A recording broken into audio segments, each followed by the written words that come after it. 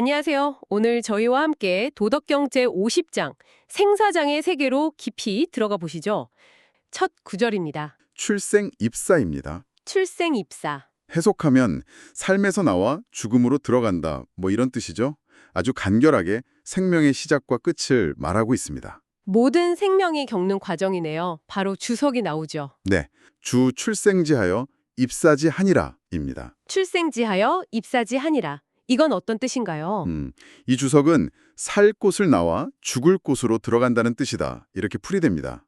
본문의 출생입사를 조금 더 구체화해서 살 곳, 그러니까 생지를 나와서 죽을 곳, 사지, 사디로 들어간다, 이렇게 공간적인 이동처럼 비유한 거죠. 아, 그냥 태어나고 죽는다가 아니라 곧이라는 개념을 넣으니까 더 와닿네요. 자, 다음 구절이 상당히 흥미롭습니다. 사람들을 몇 부류로 나누는 것 같은데요. 네, 맞아요. 한번 읽어보겠습니다.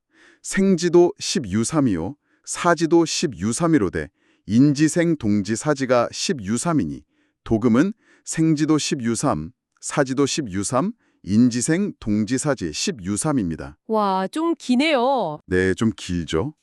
해석하면 삶으로 가는 무리가 열의 셋이요, 죽음으로 가는 무리가 열의 셋인데 살려고 움직이다가 사지로 가는 것이 또한 열의 셋이다, 이런 의미입니다. 열의 셋, 열의 셋, 또 열의 셋. 그럼 총 90%네요? 나머지 10%는 어디 갔을까요? 뭐 일단 그건 넘어가고 여기서 도는 물이라는 뜻이고 10유삼은 10분의 3, 30%를 말하는 거군요. 네, 맞습니다.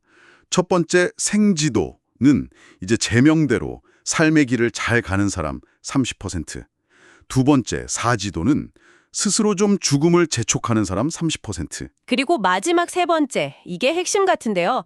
인지생동지사지, 살려고 움직이다가 죽음의 땅으로 간다. 이게 도대체 무슨 말일까요? 바로 그 지점입니다. 노자가 정말 주목하는 건 이 세 번째 부류예요. 생동, 그러니까 살고자 하는 그 강한 욕망, 그것 때문에 막 움직이다가 오히려 사지, 죽을 곳으로 가게 된다는 거죠. 아주 역설적인 상황입니다. 왜 그런지에 대한 답이 뒤에 나오겠군요. 관련 주석부터 좀 볼까요? 첫 번째 주석입니다. 네. 주 10유삼은 유윤 10분 유삼분이라 10유삼 유융 10분 유삼분이라. 이건 간단합니다. 열의 셋이란 전체의 10분의 3을 차지한다고 말한 것과 같다는 뜻이에요. 앞에서 말한 10유삼이 30%라는 걸 다시 한번 설명해 주는 거죠. 여기서 유는 쇼와 같다, 우는 말하다 이런 뜻이고요. 알겠습니다. 다음 주석은 그 첫 번째랑 두 번째 부류에 대한 설명 같네요. 맞습니다. 주 취기생도 전생지극 10분 유삼이 취사지도 전사지극 10분 역유삼이 이것도 좀 쥔데요. 해석 좀 부탁드립니다. 네, 해석하면 생명의 길을 취해서 가능한 한 오래 살고자 하는 사람이 10분 가운데 3분이며 죽음의 길을 취해서 가능한 한 빨리 죽고자 하는 사람이 또한 10분 가운데 3분이다. 이런 뜻입니다. 그러니까 삶을 잘 보존하려는 30%와 스스로 죽음으로 향하는 30%를 설명하는 거죠. 그럼 이제 진짜 질문이네요. 왜 나머지 30%는 살려고 그렇게 애쓰는데 오히려 죽음으로 가냐는 거죠? 본문에서도 묻고 있잖아요. 그렇죠. 부하고 이기 생생지 후일세라. 도금은 부하고 이기 생생지 후입니다. 부하고 이기 생생지후. 네. 되죠? 무슨 까닭인가? 살고 또 살려고 하는 마음이 강하기 때문이다. 이게 답입니다. 부는 문장을 시작하는 말이고 하고는 무슨 까닭인가 묻는 거죠. 그 이유가 바로 생생지후에 있다는 겁니다. 생생지후. 살고 또 살려는 마음이 두텁다. 그러니까 지나치게 삶에 집착한다는 뜻이군요. 정확합니다. 생생은 삶에 대한 강한, 어쩌면 좀 과도한 집착이나 욕망을 말하고 후는 그게 아주 두텁고 강하다는 의미죠. 도가의 그 무의자연 사상과는 정반대되는 태도라고 할 수 있습니다. 아, 그래서 오히려 문제가 된다. 여기에 대한 주석이 좀 더 구체적인 예를 들어주는 것 같아요. 네, 맞아요. 주, 부기, 봉양, 복약구생, 반자도, 사지야야입니다. 부기, 봉양, 복약구생, 반자도, 사지야. 이 주석은 부기를 누리며 잘 먹고 잘 사려 하고 약을 먹으며 생명을 구하려 하면 도리어 스스로 죽음의 땅을 밟게 되는 것이다 라고 해석됩니다. 아, 그러니까 막 좋은 음식 먹고 불로장생 약 찾아 먹고 하는 게 오히려 제 발로 죽음의 땅을 밟는 거다. 여기서 도가 밟는다는 뜻이었죠? 네, 밟을 도자입니다. 그러니까 지나친 욕심, 지나친 생존 욕구가 결국은 자기 발로 위험한 곳을 찾아가게 만든다는 그런 경고인 거죠. 무섭네요. 그럼 어떻게 해야 할까요? 노자가 대안을 제시하는 것 같은데요. 섭생이라는 개념이 나옵니다. 맞습니다. 도금은 계문선섭생자, 륙행, 부루시호, 입군, 불피갑병. 네. 계문 선섭생자, 네. 대저듣건대 섭생을 잘하는 자는 육지로 다녀도 외뿔소나 호랑이를 만나지 않고 군대에 들어가도 갑옷과 무기에 해를 입지 않으니 이런 뜻이에요. 여기서 섭생이 중요합니다. 생명을 잘 보존하고 다스린다는 거죠. 섭생, 몸과 마음을 잘 다스린다. 계문은 대저듣건대 이런 시작하는 말이고요. 네, 그렇죠. 선섭생자는 섭생을 잘하는 사람이고요. 부루시호, 우는 만난다는 뜻이고 시는 외뿔소, 호는 호랑이, 그러니까 맹수를 만나지 않고 또 불피갑병, 피는 입는다는 뜻도 있지만 여기선 해를 당하다는 뜻이겠죠. 갑옷이나 무기에 다치지 않는다. 이게 진짜 그렇다는 건 아닐 테고 비유겠죠. 물론이죠. 비유입니다. 섭생을 잘하면, 그러니까 마음을 잘 다스리면 어떤 위험한 상황에서도 해를 입지 않는다는 걸 보여주는 거죠. 단순히 물리적으로 피하는 걸 넘어서서요. 마음이 평온하고 조화로우니까 위험 자체가 다가오지 못하는 그런 경지를 말하는 것 같아요. 왜 그렇게 안전할 수 있는 걸까요? 왜 맹수나 무기가 소용없는 걸까요? 다음 구절에 설명이 있네요. 네. 시무소 투기각 호무소 조기조 병무소용 기인입니다. 시무소 투기각, 호무소 조기조, 병무소 용기인. 해석하면 외뿔쳐도 그 뿔, 각을 들이받을 곳이 없고 호랑이도 그 발톱, 좌를 쓸 곳이 없으며 병사도 그 칼날, 인을 들이댈 곳이 없다는 뜻입니다. 아하, 공격할 침을 안 준다는 거군요. 공격할 대상 자체가 안 된다는 건가요? 그렇죠. 위험한 존재들이 그들의 무기, 뿔이나 발톱이나 칼날을 사용할 만한 어떤 빌미, 어떤 약점 같은 것을 제공하지 않는다는 의미입니다.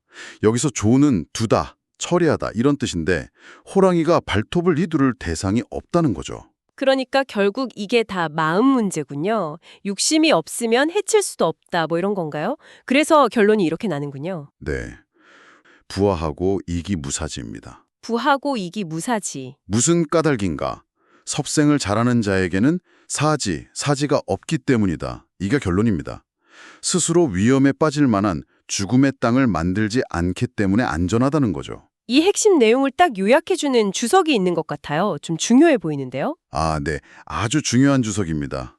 주어 민생생지후 경지 무생지지어나 선섭생자는 무이주 위생 소무사지야입니다.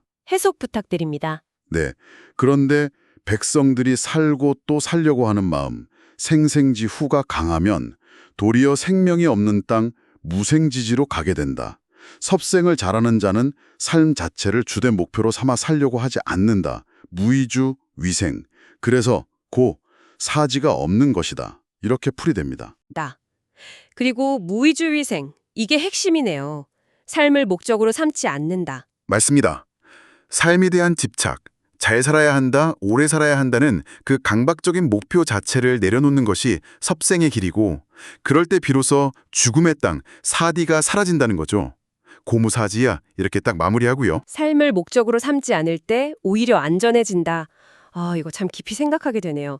자, 그 다음 주석은 세상의 구체적인 위험들을 언급하는 것 같습니다. 네, 주기지해자 막심호 과병, 수지해자 막심호 시호입니다. 주기지해자 막심호 과병, 수지해자 막심호 시호. 네, 기물 가운데 해로운 것, 하자는 창과 칼보다 심한 것이 없고 짐승 가운데 해로운 것은 외뿔소와 호랑이, 스호보다 심한 것이 없다는 뜻입니다. 막심호는 뭐뭐보다 더 심한 것은 없다, 즉 가장 심하다는 최상급 표현이죠. 인간이 만든 무기와 자연의 맹수를 가장 큰 위협으로 꼽고 있습니다. 그런데 이런 엄청난 위협들조차도 섭생을 잘하는 사람에게는 통하지 않는다. 이런 맥락으로 이어지겠죠. 다음 주석입니다. 맞습니다. 주어령 병고와 무소용 기봉인하고 호시 무소초키 좌각하니 스청 불이욕 누기신자에라. 도금은 주의령 병과 무소용 기봉인, 호시 무소 조기 조각, 사청 불이용 누기신자야 입니다. 와, 이것도 해석이 좀 필요하겠는데요. 봉인이나 누 같은 글자도 보이네요. 네. 그런데 그 창칼로 하여금 날카로운 끝을 들이밀 곳이 없게 하고 호랑이와 외뿔서로 하여금 그 발톱이나 뿔을 쓸 곳이 없게 하니 이는 진실로 욕심 때문에 자신에게 누가 되지 않도록 한 사람이다라는 뜻입니다. 아하. 붕이는 아주 날카로운 칼날이나 창끝을 말하고요. 누는 폐를 끼치다, 해를 끼치다 이런 뜻입니다. 그러니까 이 모든 것의 결과는 뭐냐? 바로 욕심 없음이라는 거죠. 불이용 누기신자, 욕심 때문에 자기 몸에 해를 입히지 않는 사람. 욕심이 없으니까 외부의 위협이 들어올 틈이 없다는 겁니다. 그렇군요. 그래서 다시 한번 딱 잘라 말하는군요. 네, 주하사지지 지오호리오. 도금은 주하사지지 지오호입니다. 하사지지주호. 그러니 어찌 사지가 있겠는가라는 거죠. 일종의 수사적 질문으로 욕심 버리고 섭생하는 사람에게는 죽음의 위협이란 있을 수 없다. 이렇게 강하게 마무리하는 겁니다. 이제 아주 흥미로운 동물 비유가 나오는 주석으로 넘어가네요. 이것도 좀 깁니다. 네, 그렇죠. 주후 원선이 연위천 외하여 어작회 그중하고 잉헌전이 산이 비하여 어증소 기상이라. 도금은 주부 원선이 연위천 외하여 어작회 그중 응전이 산이 비하여 어증소 기상입니다. 동물 이름이 좀 어렵네요. 원선, 응전. 네, 원선은 도롱뇽이나 지렁이처럼 땅속이나 물속 깊이 사는 동물들을 통칭하는 것 같고요. 응전은 매나 송골매 같은 맹금류를 말합니다. 그래서 해석하면 무릇 도롱뇽이라 지렁이 같은 것들은 연못을 얕고 여겨 그 속에 구멍을 뚫고 살고 매와 송골매는 산을 낮고 여겨 그 꼭대기에 둥지를 더 높이 튼다. 이런 내용입니다. 착은 뚫다는 뜻이고요. 그러니까 동물들이 각자 자기가 안전하다고 생각하는 깊은 곳이나 높은 곳에 숨어 사는 모습을 묘사하는 거죠. 인간의 손길이 닿기 어려운 곳을 찾아 숨는군요. 그렇죠. 그래서 다음 주석이 이렇게 말합니다. 주증작 불능급, 망고불능도, 가위 처 무사지 의랴. 도금은 주증작 불능급, 망고불능도, 가위 처 무사지에입니다. 증작, 망고. 이것도 어려운 단어네요. 네, 증작은 끈달린 화살, 주사를 말하고요. 망고는 그물을 뜻합니다. 둘 다 사냥 도구죠. 아, 사냥도구. 네, 그래서 주살이 미치지 못하고 그물이 도달하지 못하니 이 동물들은 사지가 없는 곳, 무사지에 거처한다고 말할 수 있다는 겁니다. 아주 안전한 곳에 있다는 거죠. 그런데 여기서 반전이 있죠. 아무리 안전한 곳에 있어도 소용없게 만드는 게 있다는 거잖아요. 바로 그겁니다. 결정적인 반전이죠. 주연이 조리감이 내 이뻐 무생지지아니 기비 생생지 후호하. 도금은 주연이 조리감이 기비 생생지 후호하입니다. 연이 조리감이, 기비 생생지 후호호. 그러나 마침내 달콤한 미끼 때문에 결국 생명이 없는 땅, 즉 죽음의 장소로 들어가게 되니 이것이 어찌 살고 또 살려는 마음이 강해서가 아니겠는가라는 뜻입니다. 아, 달콤한 미끼. 이가 미끼라는 뜻이군요. 아무리 깊은 곳, 높은 곳에 숨어도 그 달콤한 미끼 때문에 결국 잡힌다. 그리고 그 미끼에 넘어가는 근본 원인이 바로 생생지후, 삶에 대한 집착이다. 그렇습니다. 외부의 위협을 피하는 것보다 더 근본적인 문제는 바로 내 안의 욕망, 그 달콤한 미끼에 끌리는 마음이라는 거죠. 비비는 어찌 뭐가 아니겠는가 하고 강하게 강조하는 표현이고요. 와, 정말 날카로운 지적이네요. 이제 이 장의 가르침을 총정리하는 마지막 주석들인 것 같습니다. 네, 주고물이 구불이 구리 기본, 불이 요규 기진입니다. 도금은 주 고물이 구불이 구리 기본, 불이 요규 기진. 여기서 고는 그러므로, 물은 만물, 구는 만약 뭐라면 이런 뜻입니다. 유는 변하다, 더럽히다 라는 뜻이고요. 그래서 해석하면 그러므로 만물이 만약 추구하는 것, 규 때문에 그 근본, 본을 떠나지 않고 욕심, 요기 때문에 그 참된 본성 진을 변질시키거나 더럽히지 않으면 이라는 조건을 말하는 겁니다. 근본과 참된 본성, 이걸 지키는 게 중요하다는 거군요. 그렇게 지키면 어떻게 되나요? 네, 그러면 이렇게 됩니다. 도금은 주쇠입군이 불가해, 육행이 불가범이야 인데요. 원문에는 거자가 빠져 있는 것 같지만 의미상 넣어서 해석하는 것이 자연스럽습니다. 아, 네. 그래서 뜻은요? 비록 군대에 들어가도 해를 입지 않고 육지를 다녀도 침범당하지 않을 수 있으니 라는 결과가 따른다는 거죠.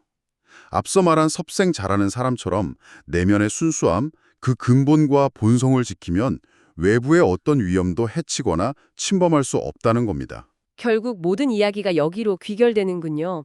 드디어 마지막 주석입니다. 네, 마지막 주석입니다. 주 척자지가 그지기는 신의이니라.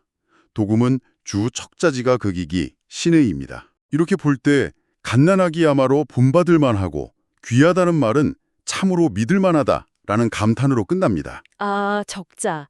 갓난아기군요. 네, 아무런 욕심도 없고 꾸밈도 없이 순수한 본성 그대로의 상태. 그게 바로 적자죠. 도가에서는 이런 상태를 이상적으로 봅니다. 즉은 본받는다는 뜻이고 신의는 정말 그렇다.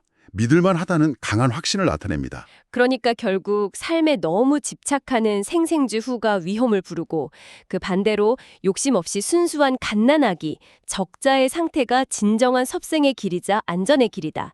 이게 도덕경 50장의 핵심 메시지라고 정리할 수 있겠네요. 그렇습니다. 저희는 다음 탐구에서 다시 뵙겠습니다.